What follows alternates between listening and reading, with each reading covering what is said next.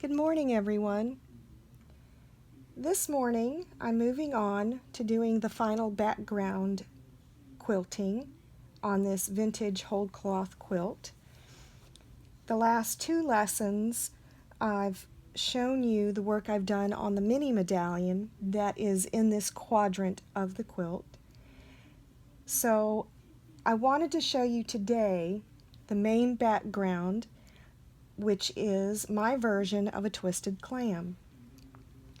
Eventually, we will end up back at the mini medallion, and I will show you how I work the design around it so that the mini medallion itself will stand up in front of this background.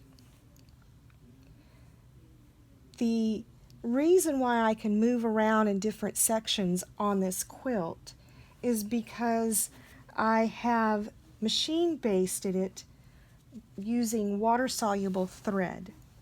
It's about every 10 to 12 inches on this large quilt. This is a super queen size.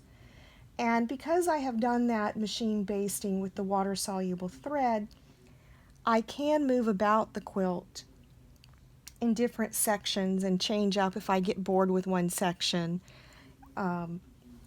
And so that makes it a lot easier. I do recommend, however, on doing a quilt this size, and any quilt really, to start in the middle, especially stitching down your main motifs, your main designs. After you stitch down your main designs going from center to out, you can pretty much go anywhere on your quilt and work. However, I have found with this one, the larger the quilt, really the more you want to get your detailed work finished in the center because it becomes very heavy. I have had wrestling matches with this girl, even with my larger machine, which is a Viking Platinum 16 sit down, or some people like to call it an HV Platinum 16. And so even with the large area with this quilt and the suspension system, we do wrestle every now and then. So what I'm going to do now is move on to the twisted clams. Some of you are familiar with it. The twisted clam is a beautiful background filler on its own. You can do it large, medium, or small.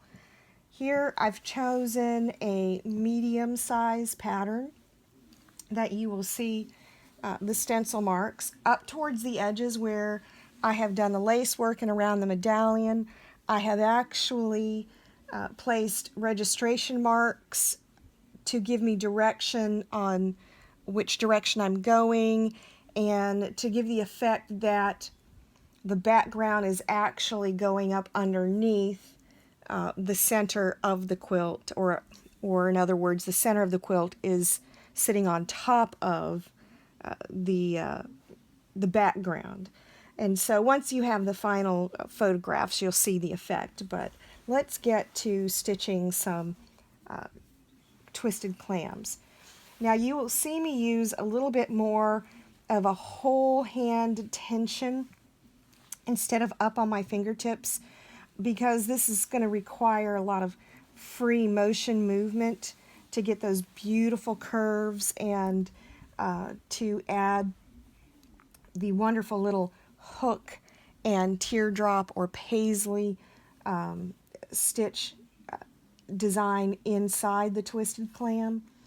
Another tip that I want to give you is for this type of work with your hand tensioning and spreading and holding out, you don't want to lay your hands, your forearms, on your work surface.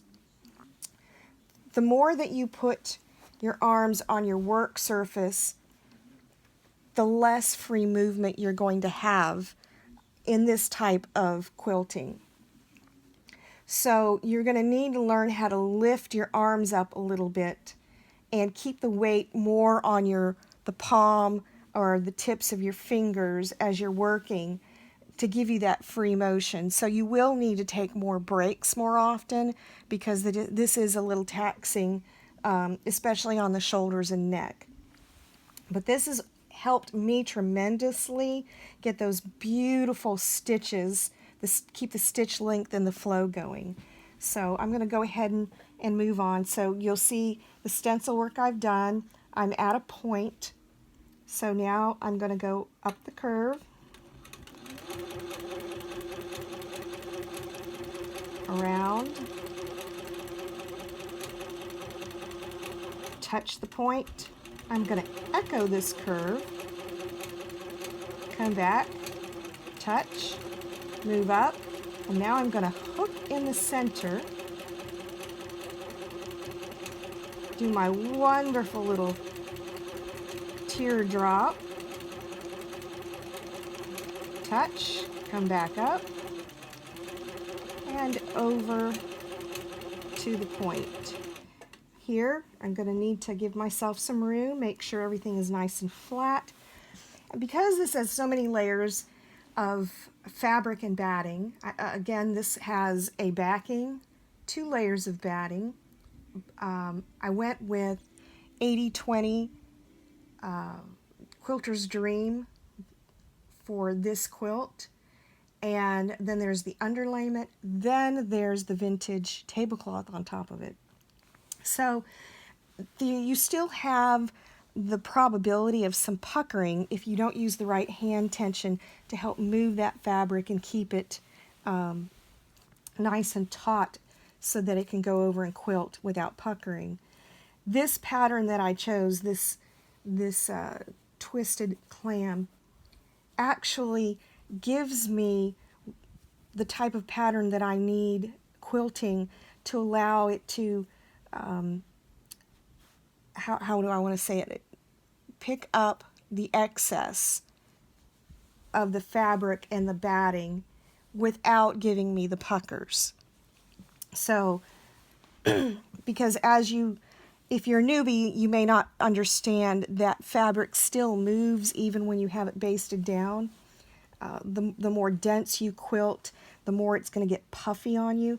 And so using your hand tension and having the proper quilting design will help you eliminate the possibility of getting puckers. So let's go back to what I was doing. So at this point, I'm going to travel up the back of the one clam on the side. I'm going to hook, make my little teardrop, travel back. I'm going to echo that curve, touch, come up the curve, come around, touch, echo that curve, touch, come up, and hook into the center of that clam.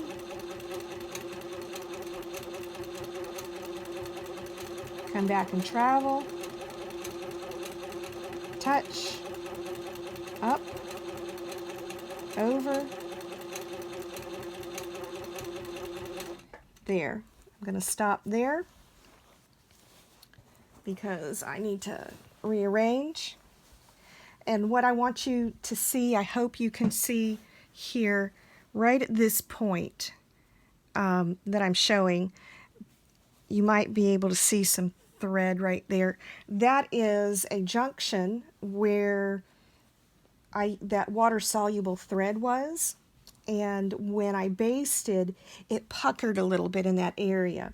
And so when I came to it, all I did was loosen up both of those threads in that intersection. The pucker released because the fabric was able to move, and then I was able to quilt this section and everything laid down nice and flat. So don't be afraid of those puckers when you baste. You can just clip and undo a little bitty section, and that fabric will ease back out. So from here on, I'll just continue doing my work, and we'll pick up tomorrow with the progress that I've made. I wish you all very happy quilting today.